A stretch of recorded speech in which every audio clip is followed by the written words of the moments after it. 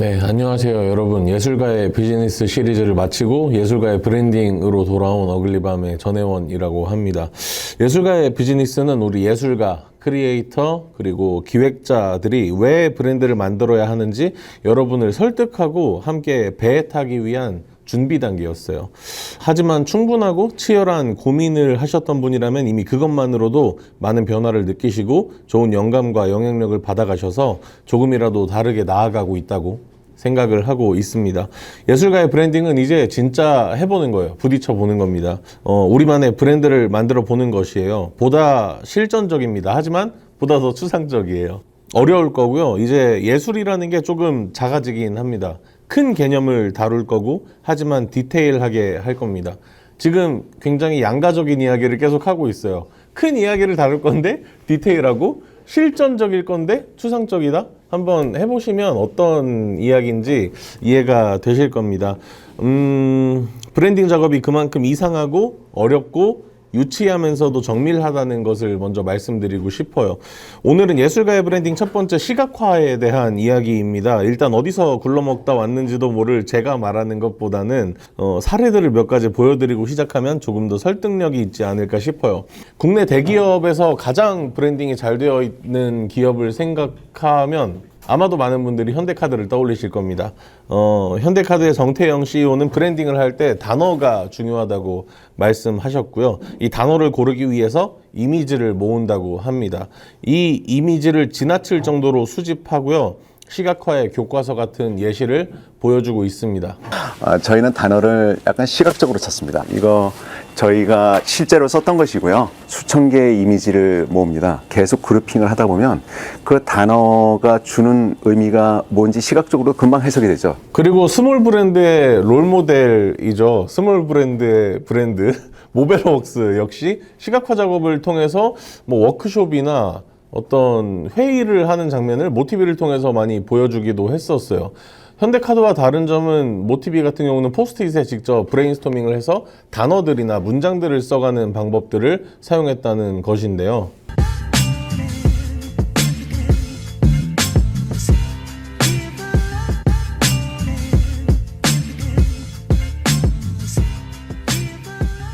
마지막으로 뮤지션 중에서도 성공한 사업가로 알려져 있는 스윙스 같은 경우도 뒤에 보시면 포스트잇이 잔뜩 붙어 있을 겁니다. 특히 스윙스 같은 경우는 자기암시라는 음원도 발매했을 만큼 굉장히 끌어당김의 법칙이나 아니면 생각한 만큼 이루어진다, 이런 개념을 믿고 있는 아티스트인데, 이런 것들을 실제로 적어 놓는 게 이루어진다는 것을 보면은 이게 그냥 하는 일은 아닌 것 같거든요.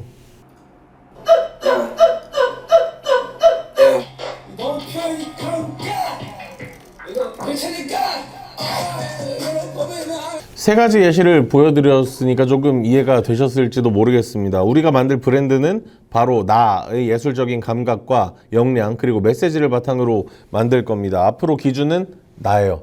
여러분들을 믿고 가시면 되고요.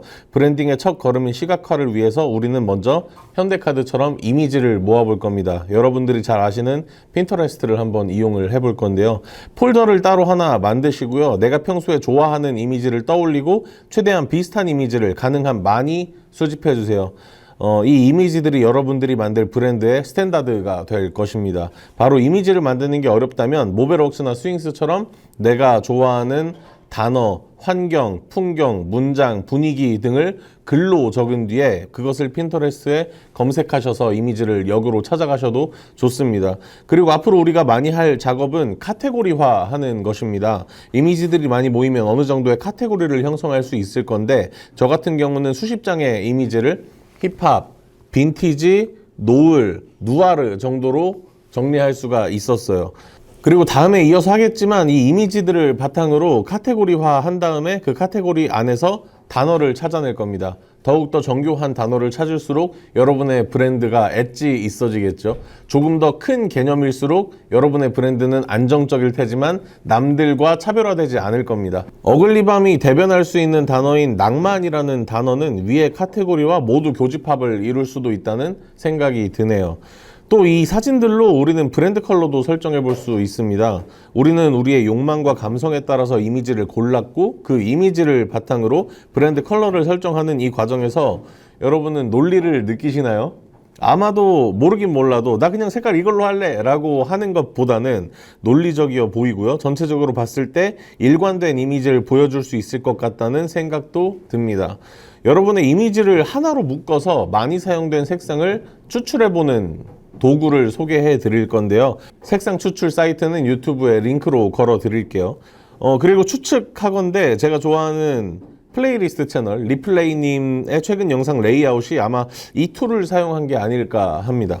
오늘은 시각화에 대해서 말씀을 드려봤습니다. 이미지를 바탕으로 단어들을 추출했고 그 단어들을 카테고리화 시켰습니다. 그리고 추가적으로 브랜드 컬러를 설정하는 방법도 소개해 드렸습니다. 예술가의 브랜딩 1편과 2편만 잘 따라 해도 다른 사람들에게 보이기 위한 준비는 끝났다고 해도 무방할 겁니다. 그럼 2편에서 뵙겠습니다. 안녕하세요. 두 번째 에피소드입니다. 오늘은 우리가 만들 브랜드에 대해서 몇 가지 문장을 정리해 보려고 하는데요. 지금부터 말씀드릴 것만 잘 정리해도 여러분은 브랜드를 만들 준비가 되었습니다. 브랜드 이름, 브랜드 미션, 브랜드 비전, 브랜드 고객, 브랜드 스토리, 브랜드 워딩, 마지막 한 문장 정리하기. 차례대로 살펴볼 건데요. 브랜드 이름은 사실 제가 관여할 수 있는 게 아닙니다. 유튜브 영상들을 보면 브랜드 이름 짓는 법 같은 것도 나와 있는데 사실 그런 걸로 도움받을 수 있는 영역이 아니라고 생각하고요. 그런데 브랜드 이름만 잘 지어도 브랜딩 잘한다는 소리 들을 수 있어요. 그런데 이거는 여러분의 개인적인 이야기나 가치관 같은 게 적절히 반영이 되었으면 좋겠다는 생각이 들어서 따로 팁 같은 거는 드리지 않을 것 같고, 굳이 팁이 있다면 챗GPT를 활용해 보세요. 내가 브랜드 이름을 못 짓겠다라고 하면은 챗GPT와 끊임없는 대화를 통해서 키워드들을 수집하고 그걸 조합해서 잘 만들어 보시면 좋을 것 같다는 생각이 듭니다. 다음으로 브랜드 미션인데요. 어떻게 보면 가장 중요하죠. 유일하게 바뀌지 않아야 하는 것입니다. 우리 브랜드가 세상에 존재하는 이유고요. 예술가의 비즈니스에서 사업의 본질은 문제 해결이고 브랜드의 본질은 감성적인 영역의 문제 해결이라고 말씀드렸습니다. 역으로 생각해봐도 그 포인트가 아니고서야 일관적으로 고생하면서 브랜딩을 할 필요가 없기 때문인데요. 소비자가 이상적으로 바라는 이미지, 어떤 하나의 상을 만드는 과정이기 때문에 더 이상 실력이 중요하지 않다라는 것, 제품이나 서비스에도 당연히 해당이 됩니다. 옷 품질 요새 다 좋죠. 다만 여기에 어떤 로고가 박히냐는 것입니다. 그래서 미션은 한번 설정한 이상 바뀌지 않습니다. 내가 이 브랜드를 하려고 마음 먹었던 그 순간에 해결하고자 했던 지점, 내 사업의 뿌리이자 본질, Y라는 물음을 계속해서 내려갔을 때 답변이 바로 브랜드 미션이 될 것입니다. 제가 팁을 하나 드리자면 표면적인 미션과 진짜 미션을 나눠보셔도 좋을 것 같아요. 어글리밤의 표면적인 미션, 다시 말해서 기관의 담당자들을 설득할 때 혹은 사업계획서에 적을 때는 지역의 문화 격차 해소와 문화 접근성 향상, 그리고 힙합 문화와 음악을 바탕으로 사회적 가치를 창출하고 지역사회에 기여하기라고 적는데요. 조금 딱딱해요. 근데 이게 사실이긴 합니다. 그런데 조금 딱딱해서 우리는 실제 우리 조직원들이 공유하는 미션을 뭐라고 하냐? 그냥 힙합이에요. 그리고 I don't give a fuck 이라는 약간 힙합적인 표현입니다. 물러서지 않고 내 가치를 지키는 것이죠. 이것은 어글리밤을 구성하는 정신입니다. 절대로 바뀌지 않습니다. 세 번째로 브랜드 비전인데요. 우리 브랜드는 미래에 어떤 모습일까? 라는 것입니다. 브랜드 비전은 명사로도 동사로도 쓸 수 있겠습니다. 가령 땡땡한 브랜드, 아니면 무엇무엇한 동반자 같은 명사로도 끝날 수 있고요. 아니면 무엇무엇 사회에 환원한다, 이렇게 동사로 끝날 수도 있겠죠. 워크숍을 진행해 보니까 생각보다 많은 분들이 이 비전을 작성하는 것에 대해서 굉장히 어려워하셨어요. 그래서 제가 제안 드리는 방법이 있는데요. 비전을 정의하기 전에 일단 1년 뒤, 3년 뒤, 5년 뒤 여러분들이 운영할 브랜드의 모습을 최대한 구체적으로 적어보는 것입니다. 상상해서요. 가령 몇 명의 멤버와 일을 할 것이며, 주로 어떤 일을 할 것이며, 비즈니스 모델은 무엇이며, 어느 분야에서 수익이 많이 창출되고 있다. SNS는 어떤 방식으로 성장하고 있다. 캠페인은 이러이런 것들을 진행했다. 콜라보레이션이나 레퍼런스들은 이런 게 있었고 그 중에서도 반응이 좋았던 건 이거였다. 가장 잘 팔리는 제품은 무엇이다. 주로 클라이언트들은 어떤 그룹의 사람들이 많이 온다. 이런 것들을 최대한 구체적으로 적어보세요. 그렇게 되면 여러분들이 바라는 브랜드의 이상향을 발견할 수 있고 그곳에서 여러분 브랜드의 비전을 발견하실 수 있을 겁니다. 다음으로 브랜드 고객인데요. 이거는 브랜드 워딩이랑 같이 정리해 보도록 하겠습니다. 우리는 첫 번째 에피소드에서 이미지를 바탕으로 몇 가지 키워드를 뽑아 봤어요. 그리고 그 키워드들이 진짜인지 지금 한번 물어볼 건데 지금 핸드폰을 꺼내세요. 최대한 많은 사람에게 이렇게 메시지를 보낼 겁니다. 내가 브랜드를 만들 건데 나를 떠올렸을 때 생각나는 키워드나 단어들을 적어줘. 이유를 적어줘도 좋아. 그냥 생각나는 대로 브레인스토밍 해줘도 좋아. 이렇게 보낼 거예요. 지금 영상을 멈추고 당장 하신 다음에 영상이 끝난 뒤에 확인해 보세요. 재밌을 겁니다. 단 너무 친한 친구는 지양합니다. 왜냐면 장난칠 거예요. 가장 좋은 대상은 일로 만난 사이지만 사석에서도 종종 만난다거나 연락을 하는 사이 정도가 좋습니다. 느슨한 연대감을 가지고 있는 동료 정도라고 표현하면 가장 좋을 것 같은데요. 여러분의 예술, 여러분의 브랜드, 여러분의 일을 가장 잘 이해하고 있는 사람일수록 좋습니다. 메시지를 많이 받으면 쭉 나열해 보시고 첫 번째 에피소드에서 카테고리를 나눈 것처럼 나눠보세요. 그 다음 그 아래에 단어들을 쭉 적으세요. 우리가 첫 번째 에피소드에서 나의 욕망과 감성으로부터 선택한 이미지 그리고 그 이미지로부터 뽑은 단어 그룹이 여러분들한테는 이미 있을 겁니다. 그리고 이번에 받은 여러분의 동료로부터 받은 단어 그룹이 있을 겁니다. 그러면 지금 단어 그룹이 총 2개가 있는 건데요. 이걸 다시 합쳐서 카테고리화 할 겁니다. 어떤 카테고리에 종속이 될 수도 있고요. 새로운 카테고리가 탄생이 될 수도 있습니다. 이제 여러분이 사용할 브랜드의 이미지와 키워드들이 대략 정리가 된 것입니다. 브랜드 고객을 말하려는데 왜 이런 얘기가 나오냐면 브랜드 고객도 이제는 인구 통계학적인 분석이 아니라 철저하게 취향과 감성을 바탕으로 만들어지기 때문인데요. 우리 브랜드가 사용하는 단어들이 나왔다면 그 단어를 자주 사용하는 집단 혹은 그 단어와 관련 있는 집단이 바로 여러분이 노려야 하는 타겟입니다. 혹은 집단이 아니라 개인일 수도 있겠죠. 예를 들어보겠습니다. 어글리밤 같은 경우는 낭만이라는 키워드가 공통적으로 발견됐다고 말씀드렸는데요. 그렇다면 낭만이라는 단어와 밀접하게 관련 있는 그룹은 뭐가 있을까요? 저는 저 같은 예술가들을 가장 먼저 떠올릴 수밖에 없었습니다. 예전부터 사실 알고 있었는데요. 저는 예술가들이 저의 고객이 된다는 생각을 해본 적이 없어요. 그런데 작년 여름에 이 과정을 정말 치열하게 준비하면서 결국에 나의 고객들은 나와 같은 예술가들이 되겠구나 라고 생각을 했고 예술가의 비즈니스 그리고 지금 찍고 있는 예술가의 브랜딩 같은 콘텐츠를 기획하게 되었고 실제로 여러분들은 저의 고객이 되었습니다. 저에게 돈을 지불하진 않았지만 팔로우라는 가치를 주셨으니까 그 가설은 어떻게 보면 맞은 것이죠. 그리고 어떤 예술가 집단 같은 그룹이 아니라 개인으로 생각을 해볼 수도 있을 겁니다. 어글리밤의 비즈니스 모델을 잘 이해하고 있다면 저희는 개인보다는 기업이나 기관, 다시 말해서 B2B나 B2G의 성격을 많이 띠고 있는데요. 그렇다면 공무원, 특히 B2G에 많이 의존하는 편입니다. 그렇다면 공무원 분들이나 재단 담당자 분들 중에서 이런 낭만 있는 사람을 한번 찾아보는 겁니다. 자세하게 말씀드릴 수는 없지만 작년에 어떤 행사에 참여했는데 관리가 너무 안 되는 거예요. 그래서 제가 그 담당자분한테 클레임을 엄청 많이 걸었어요. 그런데 올해 초에 그 담당자분이 저한테 일을 주셨어요. 클레임을 이렇게 많이 걸었는데 일을 준다? 이거 쉬운 일이 아니잖아요. 그런데 그 분을 알고 보니까 자기 분야에서 굉장히 탁월하신 분이었고 그분 덕분에 팀이 새로 꾸려질 정도였어요. 그리고 상사의 주장에도 자신의 의견을 피력할 수 있는 사람일 것이고 자기 일을 좋아해서 주말에도 출근하고 자기가 담당하는 행사를 SNS에 업로드하기도 하는 그런 낭만 있는 사람이었습니다. 고객은 이렇게 찾아야 되는 것 같아요. 브랜드 워딩에 대해서 다시 한번 말씀드리면 어글리밤 인스타그램에 업로드된 스몰 브랜드 리서치, 카드뉴스, 로그아웃 아일랜드를 소개한 3편을 참고해 주시면 도움이 될 것 같습니다.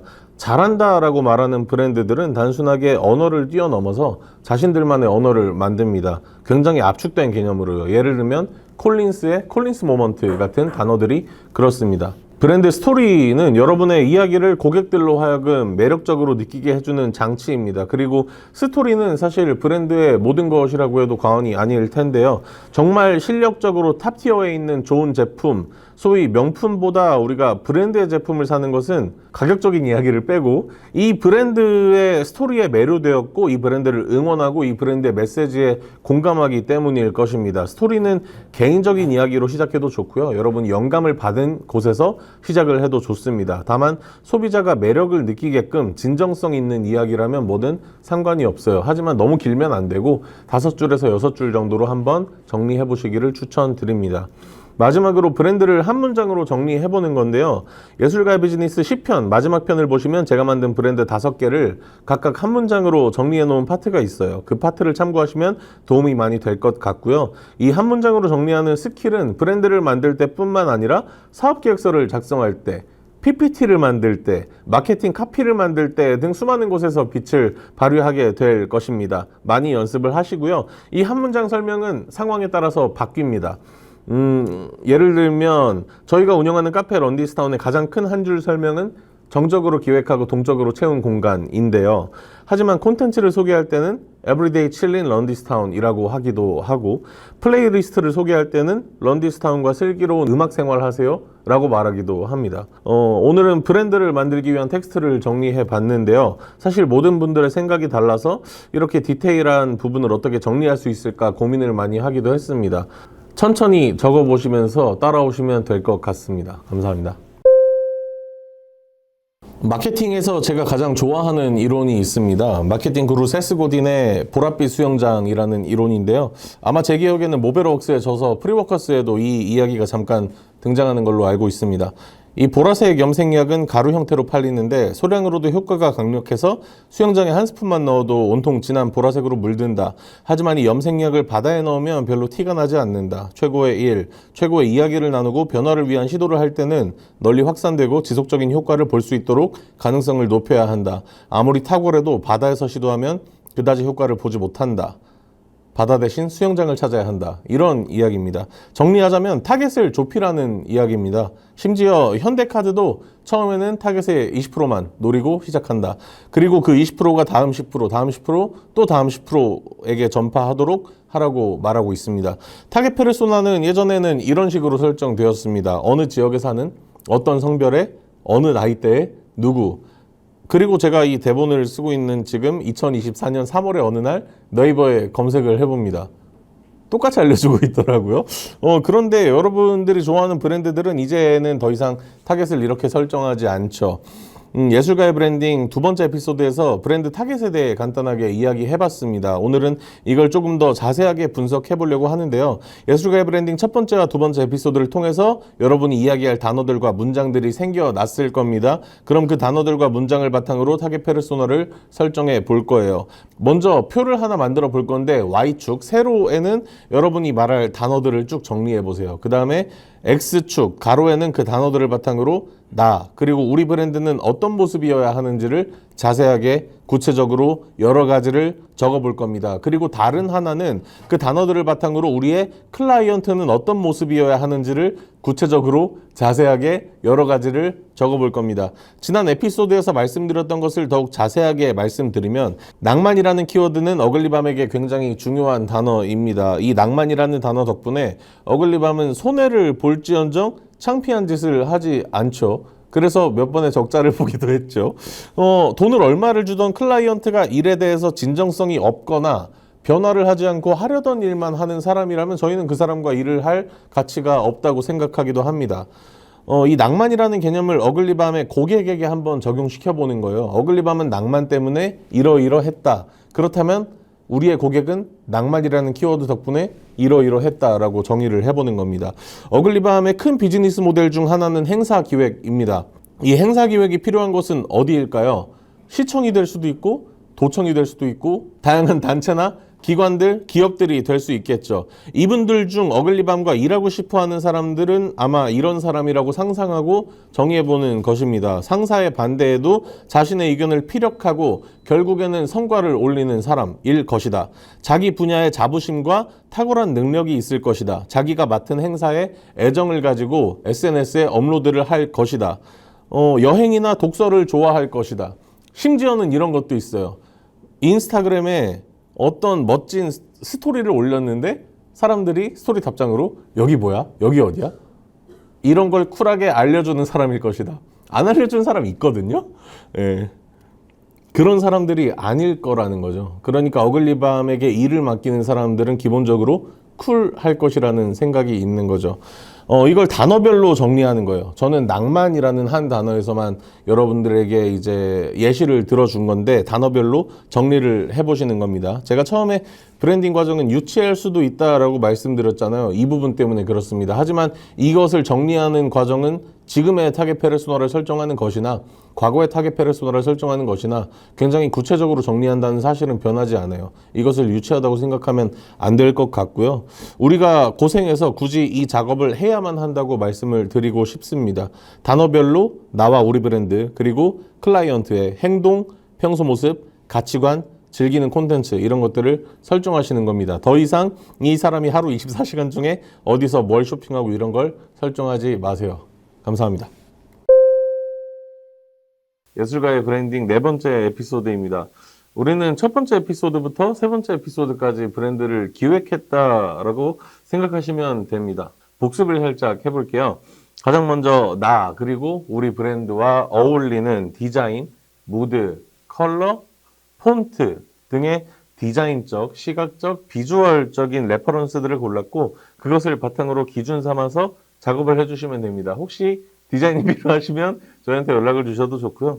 그 다음으로는 버벌 브랜딩이라고 하죠. 브랜드를 둘러싼 문장에 대한 이야기를 다뤘습니다. 브랜드 이름, 미션, 비전, 고객, 스토리, 워딩 한 문장 이것까지 정리를 해봤고요. 그리고 가장 중요한 고객, 다시 말해서 우리에게 돈을 주는 사람들, 또 다시 말해서 브랜드가 노려야 하는 타겟을 설정해봤습니다. 이 타겟은 너무 좁아도 안 되고 너무 넓어도 안 되는데요.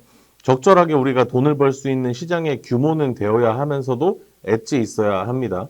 브랜딩은 이렇게 수직과 수평의 싸움을 계속해서 반복을 할 건데요. 수직적이어야 할 곳에서 수평적이거나 수평적이어야 할 곳에서 수직적으로 하지 말자는 겁니다. 예를 들어서 마케팅에 대해 조금 알아보면 중요한 것은 클릭 수보다는 전환율이라고 하는데요.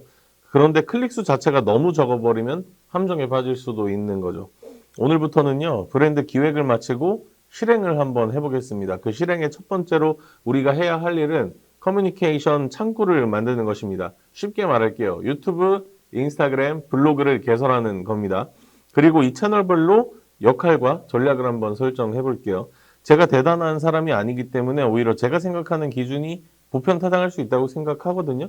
2024년 4월 현재 저의 좁은 식견으로는 유튜브, 인스타그램, 네이버 블로그 외 채널을 운영하는 것은 스몰 브랜드 입장에서 시간 낭비입니다.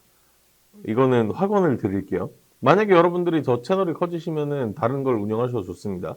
물론 자본이 충분하거나 정말 서브컬처의 영역에서 내가 활동하고 있는데 그 서브컬처 영역이 특정 SNS에서 커뮤니케이션이 많이 일어난다. 이런 소수의 사례를 제외하고 말이죠. 그런 전에 우리는 미디어라는 것에 대해서 한 번쯤 이해를 하고 갈 필요가 있어 보이는데요. 요즘은 미디어를 언급할 때 트리플 미디어라고 해서 온드 미디어, 언드 미디어, 페이드 미디어 이렇게 세 가지로 나눕니다. 그런데 오늘 제가 말할 것은 오운드 미디어, 그러니까 내가 주인인 미디어를 말하고자 하는 것이고요. 쉽게 말하면 나 혹은 우리 브랜드의 유튜브 채널, 인스타그램, 블로그입니다. 성장하게 되면 카카오톡 플러스 친구를 운영하는 브랜드도 많고요. 자사 홈페이지를 통해서 소통하는 브랜드들도 등장하게 되는데 우리는 이제 시작하는 단계니까 그 세 가지 채널을 온드 미디어라고 부르겠다 정도로만 이해하고 계속해서 시청해 주시면 되겠습니다. 요즘에 유튜브는 점점 더 거대해지고 있습니다. TV가 아니라 유튜브에 각 업계 최고 전문가들이 나오죠. 자본과 기술력이 적은 우리들은 이들을 이길 수가 없어 보이는데요. 애초에 TV와 상대하지 않으려고 싸우지 않으려고 유튜브로 왔더니 이제 유튜브에 TV에 있던 사람들이 오는 거예요. 왜냐하면 유튜브에 사람들이 몰리니까 이게 세상이 변해서 저희 같은 사람들이 TV보다 유튜브를 많이 보게 되니까 사람이 몰리죠. 사람이 몰리면 시장이 형성되게 됩니다. 시장이 형성되면 가장 먼저 대기업들의 자본이 들어오는 거예요. 그래서 아마 모르긴 몰라도 여러분들이 알고 있는 많은 채널 중에 그렇게 실상으로 실제로 보이진 않지만 방송국이나 어떤 그 대형 미디어들, 매스 미디어들의 자본이 투입된 곳이 굉장히 많을 거라고 생각이 듭니다. 그리고 유튜브는 이제 완전한 검색 엔진으로 역할을 할 것입니다. 그리고 여러분들이 알고 있는 SEO가 더 중요해지게 되겠죠. 유튜브는 원래 스몰 브랜드가 이용할 수 있는 가장 매력적인 채널이었는데요. 하지만 자본들이 너무 많이 들어와서 매력이 조금은 떨어진 건 사실이나 우리가 가장 접근하기 쉽고 지금 시대에서 가장 중요한 소통 방법인 영상을 다룬다는 플랫폼이라는 점에서 무조건 활용해야 하는 채널입니다. 예전에 유튜브는 마이크로 인플루언서들이 활용하기 굉장히 좋은 채널이었습니다. 제가 반복해서 말씀드리는 스몰 브랜드를 구축하고 고유한 그들의 브랜드 컬러를 바탕으로 엣지 있는 메시지와 철학을 바탕으로 팬들을 모았는데요. 채널의 성격은 굉장히 뾰족했고 나는 모두를 만족시키지 않을 거야 라는 말이 통했습니다. 그 당시에는.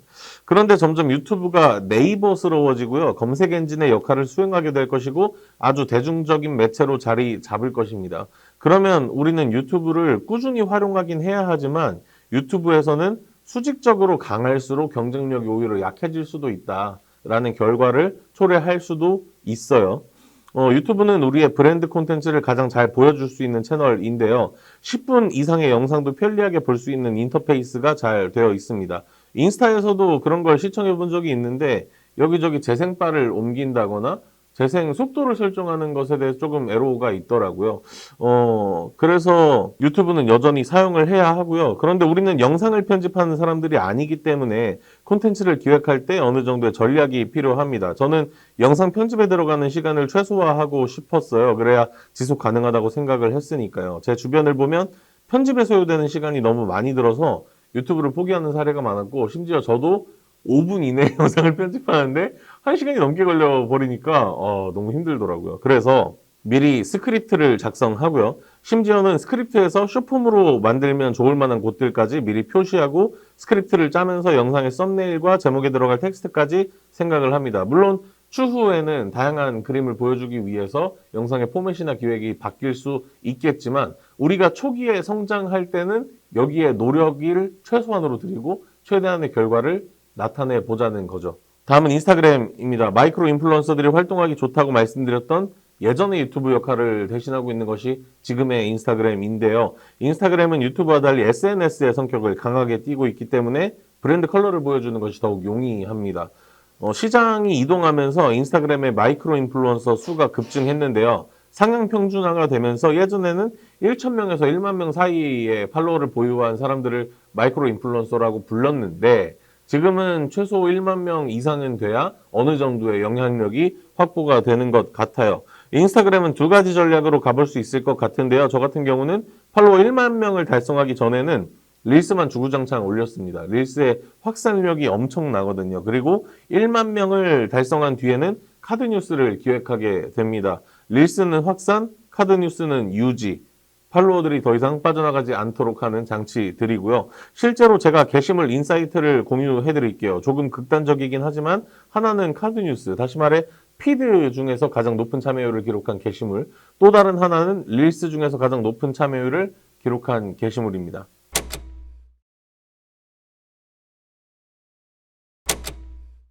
제가 생각하는 블로그의 역할은 브랜드의 채널로 활용하기보다는 네이버 검색에 걸리게 하자 정도의 역할입니다.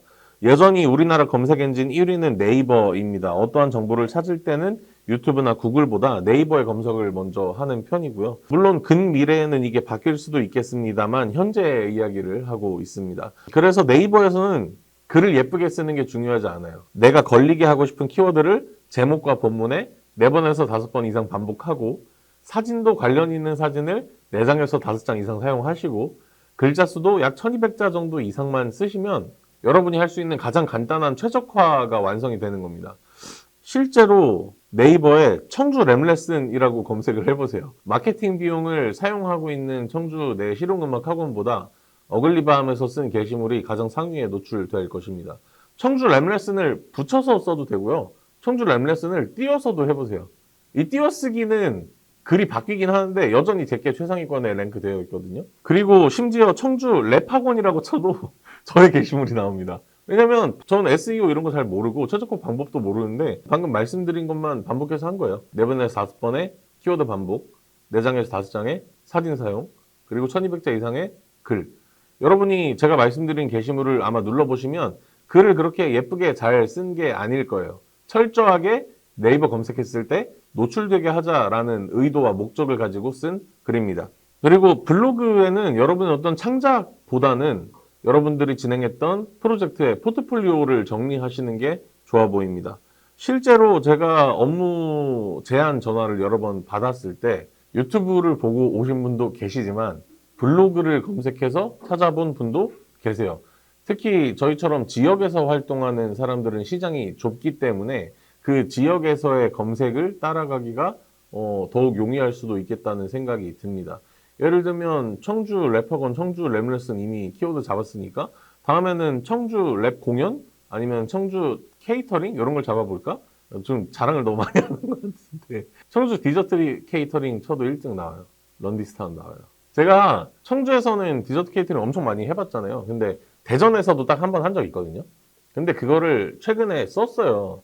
대전 케이터링, 청주에서 대전까지 간다. 여기 썼는데 아마 대전 커피 케이터링 치면은 상위권에 나오더라고요, 그게. 저희가 막 엄청난 블로그 아니잖아요. 하루 방문자 막 몇백 명 이런 게 아닌데도 어쨌든 그 검색어에 나오고 그걸 검색했다는 건 이미 내가 여기에 돈을 쓸 준비가 돼 있는 사람들이잖아요. 그래서 검색을 저한테 전화까지 했고 그거 견적만 388만 원이에요. 그러니까 만약에 그게 성사가 지금 된 건 아닌데 어쨌든 그게 성사가 된다면은 저는 블로그 글 하나로 388만 원 버는 거잖아요. 블로그는 철저하게 노출되는 것에 계산을 하시고 막 내가 이걸로 브랜드 이미지를 보여줄 거야 이거는 아니다. 그거는 인스타그램과 유튜브로 충분하다. 유튜브나 인스타그램에는 우리가 브랜디드 콘텐츠를 기획하고 올린다. 그리고 네이버는 철저하게 노출되게 한다. 이렇게 오늘은 세 개의 채널에 대한 변화와 역할 그리고 우리가 각 채널을 어떻게 활용해야 하는지에 대해서 말씀드렸고요. 제가 오늘 말씀드린 내용을 바탕으로 여러분들의 레퍼런스를 한번 정리해 보시면 좋을 것 같습니다. 그리고 4월에는 예술가의 비즈니스 전자책과 어글리밤 스몰 워크숍을 정식으로 오픈하고자 하니까 거기에도 많은 관심 부탁드리겠습니다. 감사합니다. 당신이 어떤 브랜드에게 돈을 주고 어떠한 제품이나 서비스를 받은 경험이 있다면 그 이유는 무엇이었나요? 친해서? 아니면 평소에 일을 잘해서? 뭐 여러 가지 이유가 있겠지만 아마도 그 브랜드가 가진 고유한 성질 때문일 것입니다. 저는 지금까지 이러한 그 브랜드의 고유한 성질을 굉장히 고차원적으로 말씀을 많이 드렸었는데요.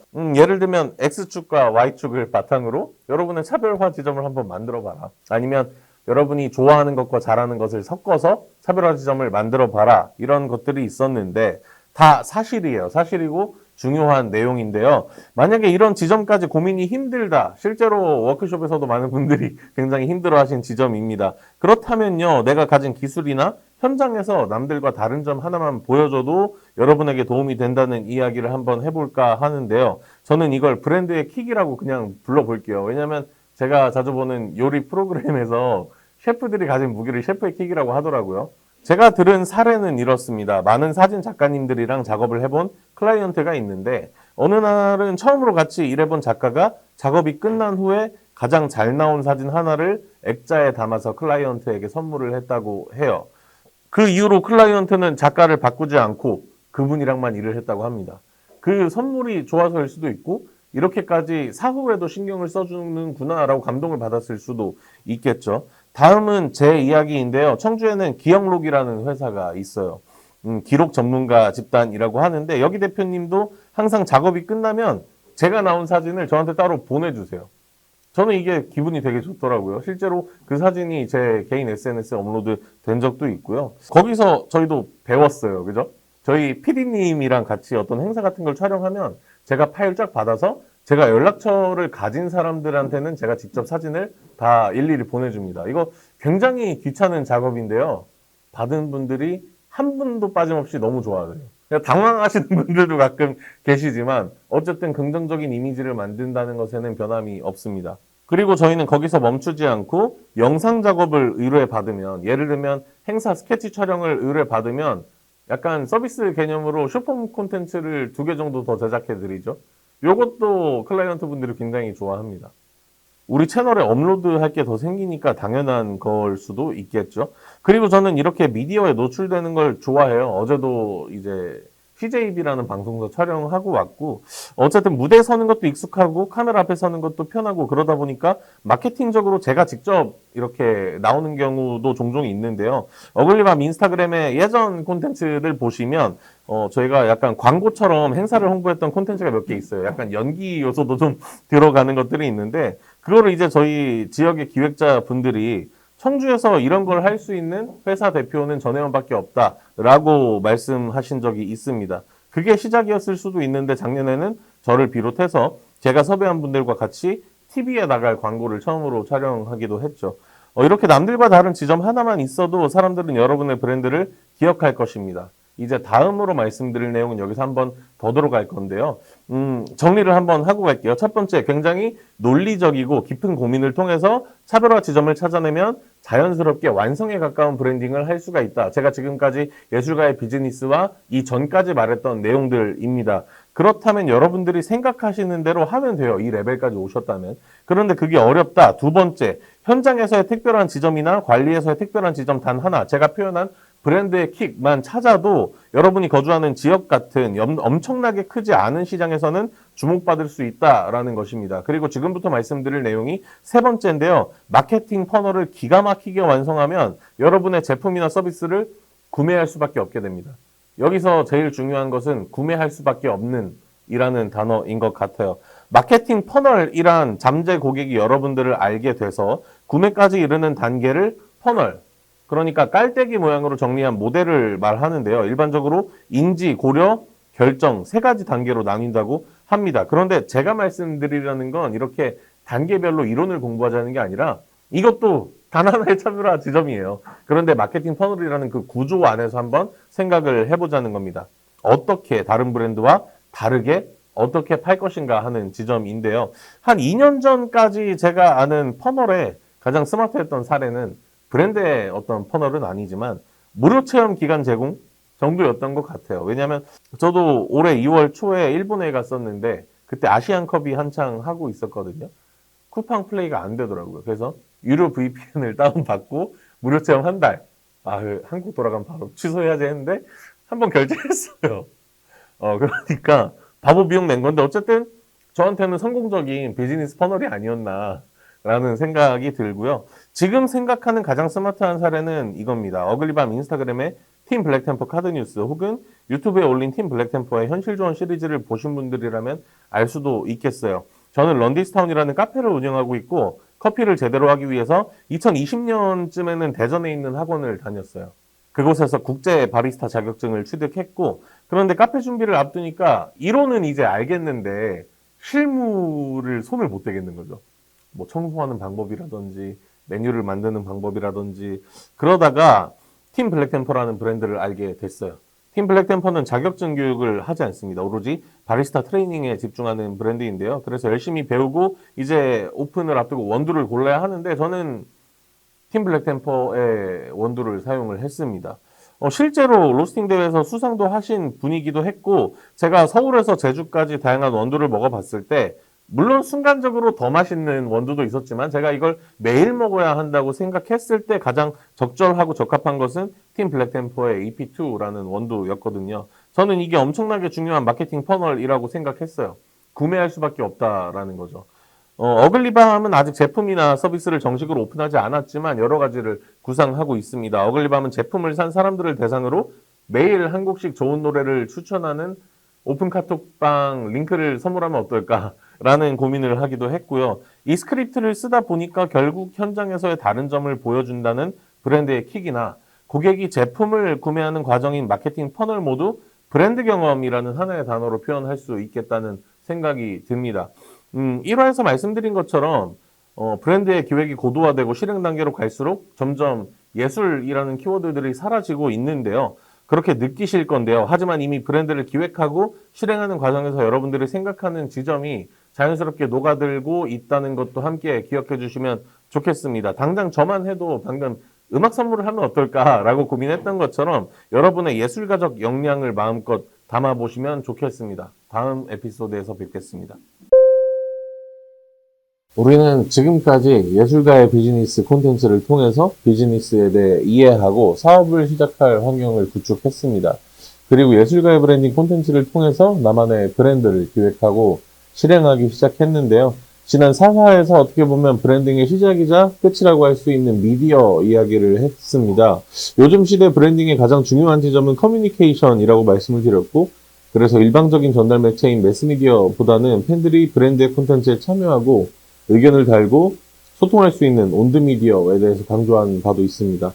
그렇다면 우리는 다양한 미디어 채널을 운영하는 것 외에도 실제로 비즈니스를 전개할 때 커뮤니케이션이 중요하다는 것을 당연하게 느끼실 텐데요. 매장으로 대표되는 오프라인 공간을 운영하고 계신다면 오프라인 캠페인을 활용할 수 있을 것이며, 온라인 채널 위주로 전개하고 계신다면 콘텐츠를 발행하는 것이 그 방법이 될 것 같습니다. 사실 우리는 어느 하나를 선택하는 것이 아니라 두 가지 방법 모두를 사용해야 되는데요. 온라인으로 만든 팬을 오프라인에서 절대 놓치지 않는 팬으로 만들거나, 오프라인에서 만난 팬을 온라인에서 지속할 수 있도록 하는 것입니다. 브랜드의 캠페인 활동을 굳이 정의해본다면 브랜드의 가치와 메시지를 전달하고 고객과의 관계를 구축하며, 궁극적으로는 브랜드 목표 달성을 위해 기획하고 실행하는 마케팅 활동이라고 하는데요.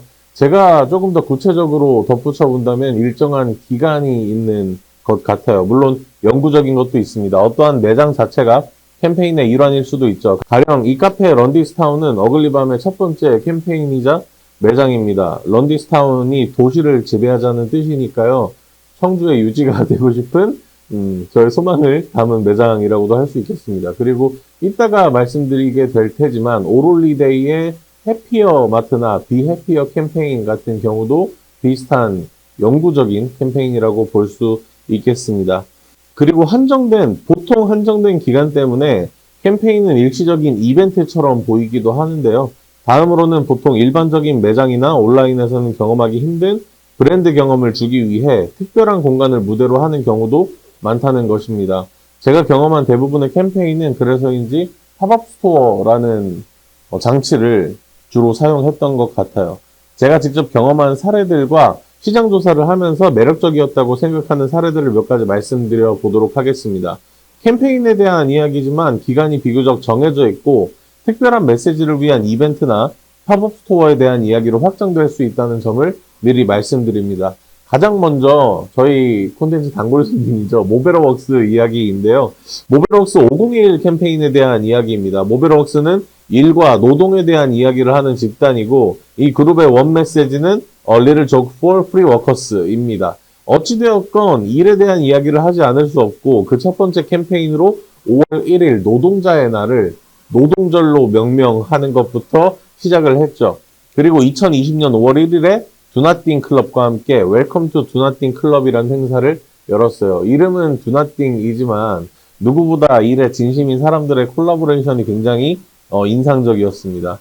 그 다음 해인 5월 1일에는 무신사 테라스에서 다양한 브랜드와의 협업 콘텐츠를 공개하기도 했습니다. 501 워크샵, 일과 매장이 만나서 진짜 일을 팔고 있었는데요. 이 사람들 대단하다라는 생각이 들었습니다. 심지어 501 워크샵 내부에는 원티드라는 커리어 플랫폼과 함께 직업 소개소를 운영하기도 했어요. 2022년 5월은 쉬어간 것 같고, 작년 2023년 5월 1일에는 지금 가장 핫한 성수동의 무비랜드를 준비하면서 팬들과 공유하는 시간을 가졌습니다. 각각의 사례들은 5월 1일 노동절이라는 큰 계획 아래 세워졌고, 이제 3년 이상 반복하다 보니까 하나의 문화가 되어버린 거죠. 자연스럽게 이번 노동절에는 무엇을 할까 고민이 되는 지점입니다. 두 번째도 제 채널의 단골 손님인데요. 팝업 스토어 가장 잘하는 브랜드라고 하면 떠오르는 오롤리데이입니다. 일단 오롤리데이는 그 자체로 행복을 말하는 브랜드이기도 한데, 4.3월 매출의 2%를 지금까지 초록우산 어린이 재단에 기부를 해왔고, 그 금액이 지금까지 약 2천만 원 정도 된다고 합니다. 기부는 캠페인의 일환이다라고 말하는 것처럼 기부뿐만 아니라 다양한 외부 활동 혹은 사회공헌 활동을 비해피어 캠페인으로 정의할 수 있지 않을까라는 생각이 들고요. 이외에도 오롤리데이 홈페이지에는 캠페인이라는 큰 카테고리가 적혀 있고, 2021년부터 2023년까지 연 단위로 캠페인을 진행하는 것을 살펴볼 수 있습니다.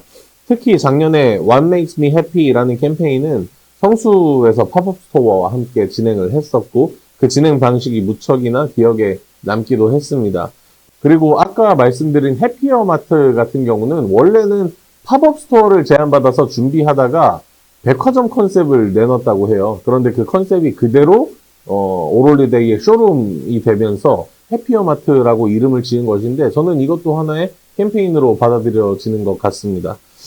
시장 조사를 하면서 매력적이었던 비교적 최근 사례들은 슈퍼말차나 템버린즈의 팝업 스토어 그리고 클롭이라는 브랜드의 성수동 캠페인 같은 사례들이 기억에 남는 것 같아요.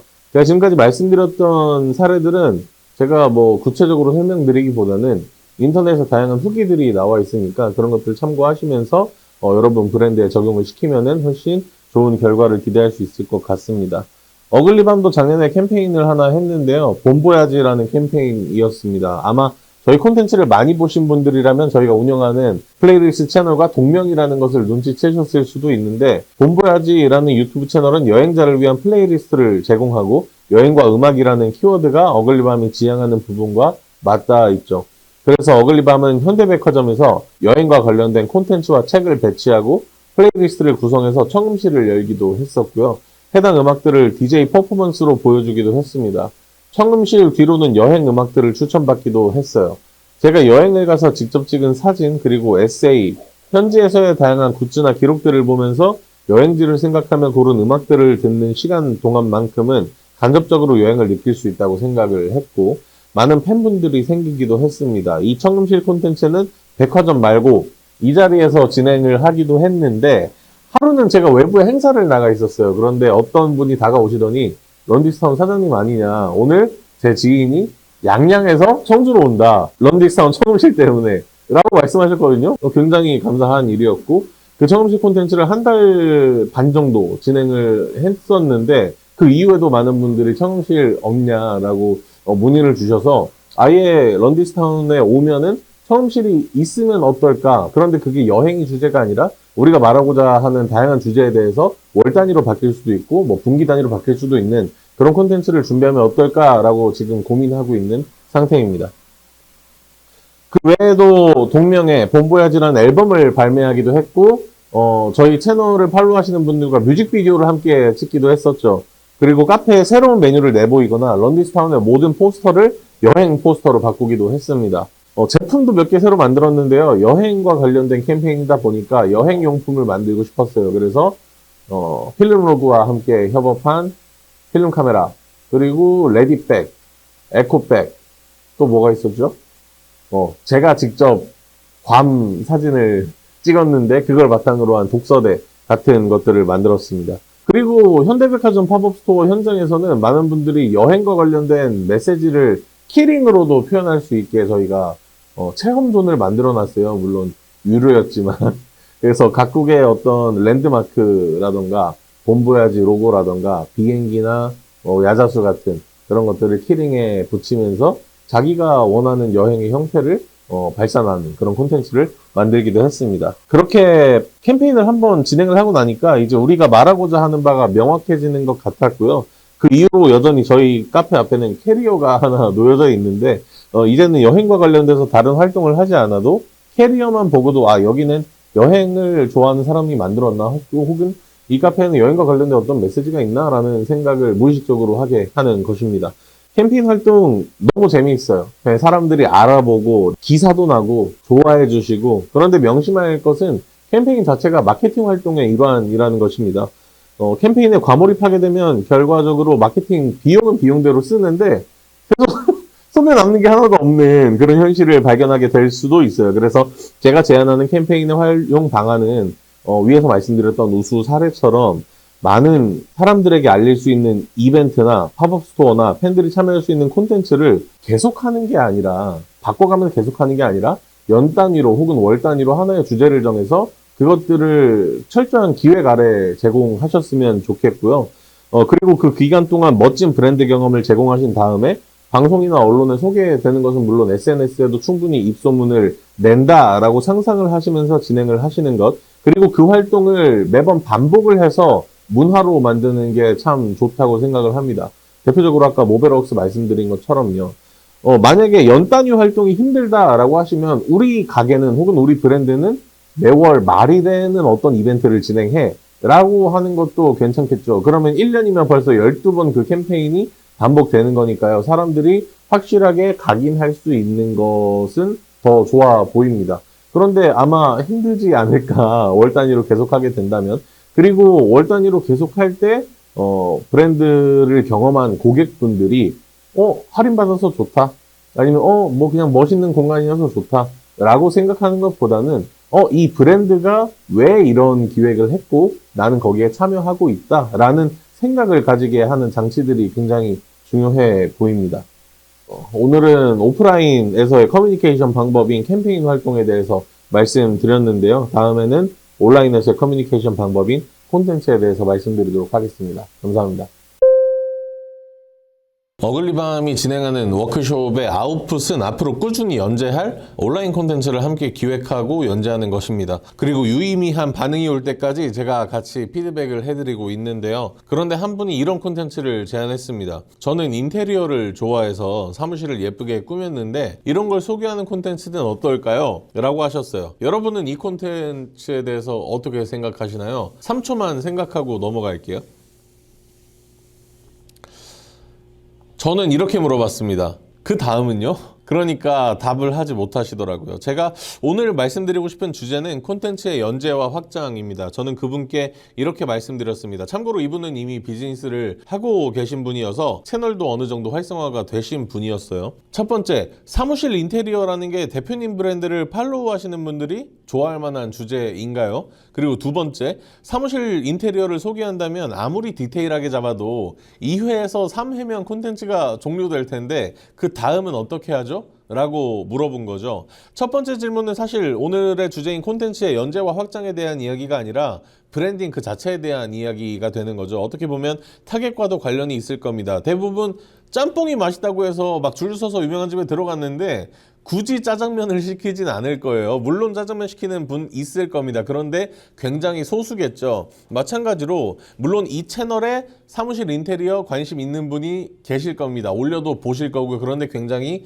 소수일 겁니다. 제가 팔리는 거를 만들자고 말씀드렸으니까 만약 이 채널의 구독자 혹은 팔로워들이 사무실 인테리어에 관심이 없는 사람이라고 판단이 되면 그 콘텐츠는 제작도 해서는 안 되는 거죠. 두 번째 질문은 오늘 주제에 대한 이야기입니다. 만약 이 채널의 구독자나 팔로워분들이 사무실 인테리어에 관심 있는 사람들이에요. 실제로 그렇게 쳐보는 거예요. 그러면 우리 사무실이 아무리 커봤자 2회에서 3회 연재하고 끝난단 말이죠. 그 다음은 어떤 거 연재하실 거예요? 제가 제안드리는 방법은 이렇습니다. 제 사무실이 끝났다. 그렇다면 제 동료의 사무실을 찾아갑니다. 소개할 점을 콘텐츠로 만들고요. 그럼 마치 예술가의 브랜딩처럼 크리에이터의 사무실이라는 콘텐츠를 다양한 공간으로 연재를 할 수가 있겠네요. 다음은 이 사무실, 또 다음은 저 사무실. 그럼 이제는 사무실이 아니라 작업 공간, 작업실 혹은 책상, 디지털 노마드라면 어떤 카페에서 아니면 어떤 공간에서 어떤 공유 오피스에서 어떻게 일을 하는지도 궁금해질 것 같아요. 그러니까 일을 하는 방식이나 공간이나 장소에 대한 것으로 콘텐츠가 확장이 되는 거고요. 만약에 이 콘텐츠가 유명해진다면 데스크테리어 용품이나 공유 오피스 등에서 광고가 들어올 수도 있겠네요. 콘텐츠는 이렇게 연재와 확장을 반복해서 적용을 하셔야 됩니다. 어글리밤이 운영하는 카페인 런디스타운의 레퍼런스 북이나 사용된 가구, 인테리어, 소품, 조명, 그리고 커피 그라인더 머신들까지 실제로 제가 PD님이랑 촬영했을 때 딱 3회 정도 나온 것 같아요. 그죠? 그 다음에 제가 한 건 이런 거예요. 여기 공간을 소개하는 건 이제 끝났으니까 우리가 가지고 있는 가치를 예술가의 비즈니스나 예술가의 브랜딩으로 녹여내서 전달을 하고 있는 중이고요. 런디스타운 인스타그램에는 해시태그 런디스타운을 좋아한다면 이라고 써놓고 다른 공간들을 소개합니다. 우리 카페 계정의 다른 공간을 소개하는데 왜 그러냐? 런디스타운은 단순한 카페가 아니라 어떤 메시지를 가지고 있는 브랜드야. 그런데 여러분들이 우리를 좋아한다면 아마 이 공간도 좋아할 거예요 라고 소개를 하고 추천을 하는 거죠. 오히려 그럴수록 우리 브랜드의 메시지가 더욱 강화가 되는 효과를 얻을 수가 있습니다. 예술가의 비즈니스 시리즈를 같이 생각해 볼게요. 이건 10회짜리 기획이었습니다. 끝이 분명히 있죠. 그런데 제가 아까 계속 연재하라고 했는데 왜 끝을 냈냐? 연재는 끝났어요. 하지만 예술가의 브랜딩으로 콘텐츠가 레벨업이 되었습니다. 확장이 된 거죠. 이 예술가의 브랜딩은 7회짜리 기획입니다. 오늘이 마지막이에요. 그럼 또 연재가 끝났습니다. 그럼 이미 제 채널은 예술가, 크리에이터, 기획자, 사업가 등등의 직업군, 그리고 인디펜던트, 브랜딩, 비즈니스 등등의 키워드를 좋아하시는 분들이 모여 계실 거예요. 그럼 저는 무슨 이야기를 할 수 있을까?